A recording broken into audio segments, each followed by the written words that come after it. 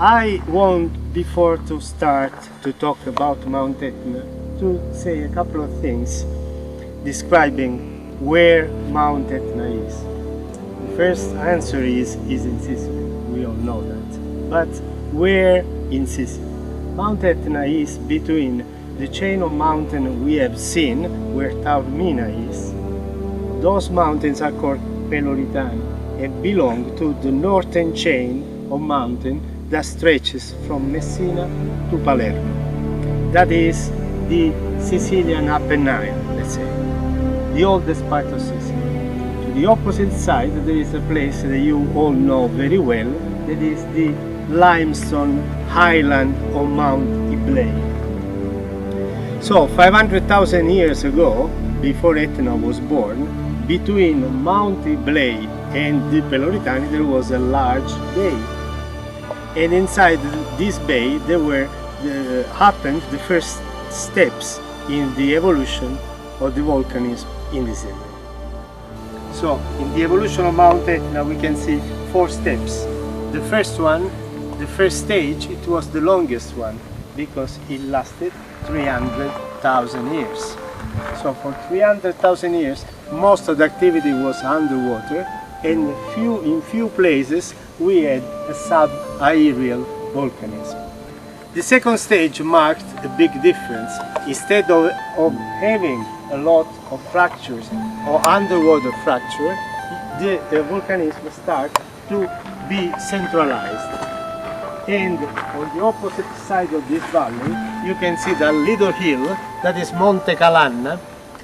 Modern Hill, of course, is a crater, and that crater has more or less 100,000 years, so it belongs to the second stage of evolution of Mount Etna. Moving farther in time toward our times, we step into this big valley, that is Valle del Bove. Valle del Bove was the center of the third stage of evolution, and it marked a moment where different centers in this area were active for about 50,000 years. All the rocks we were talking about before are the remains of ancient volcanoes. Now this valley, the real name in natural science, in volcanology actually, for a valley this is caldera. Caldera is a name that comes, is a word that comes from Spanish. So what is a caldera? There is a volcano over here.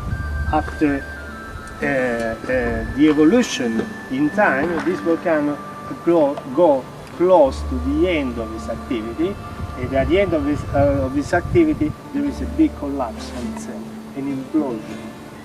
After each stage I described, there was a new stage that grew on top of the ruin of the old stage.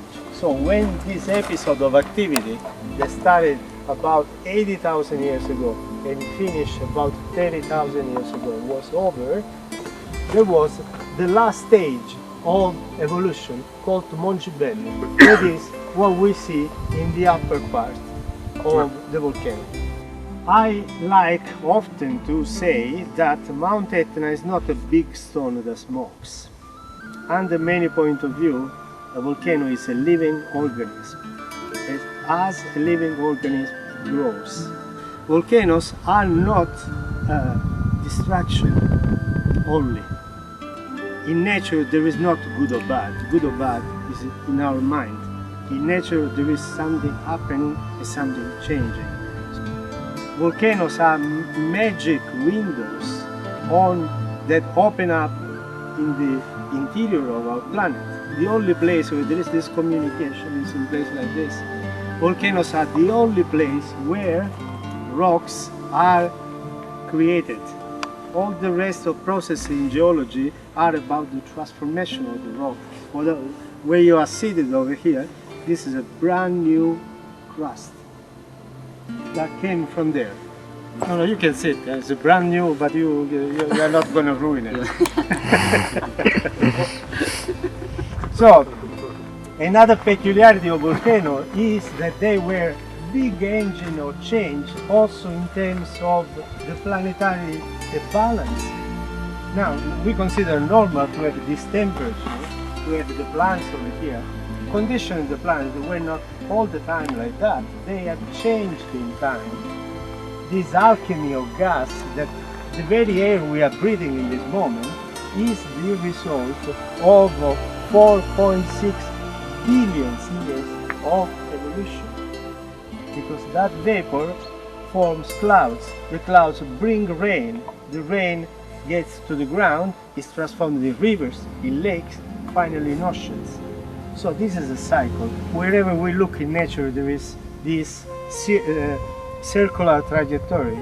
So seeing under this perspective, volcanoes are not the bad boys of the movies, but they are that and something more. So in my activity, as I explained in the blog, I've chosen a name and a symbol that have a lot to do with what I've explained. There is this ancient symbol of yin and yang, often called as Tao, that visualized two polarities embracing itself.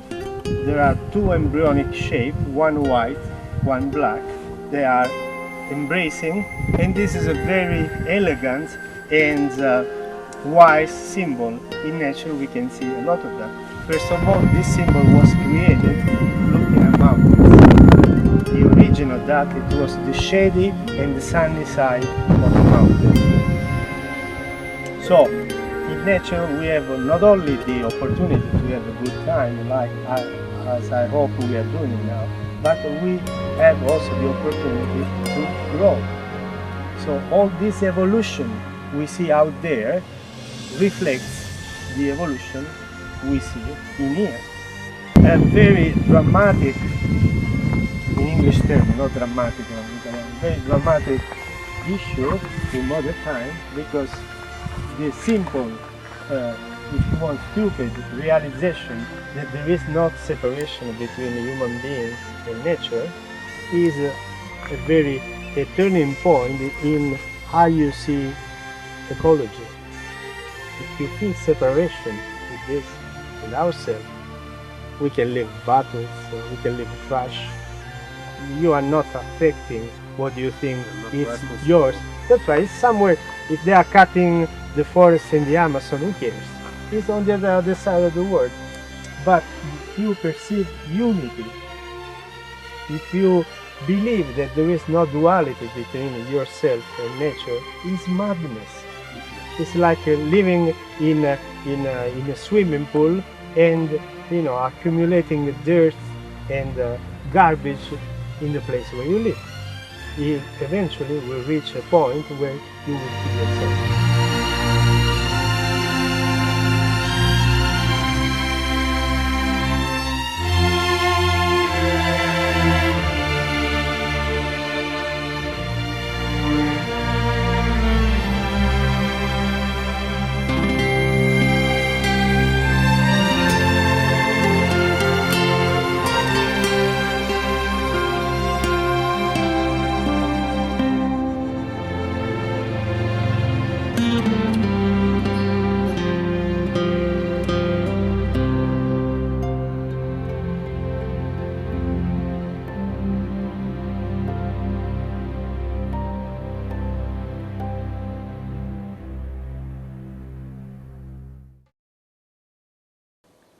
Dove stanno?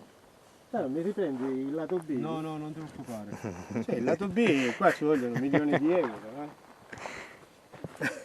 No, sono già nello zoom, nuvole Etna sto facendo.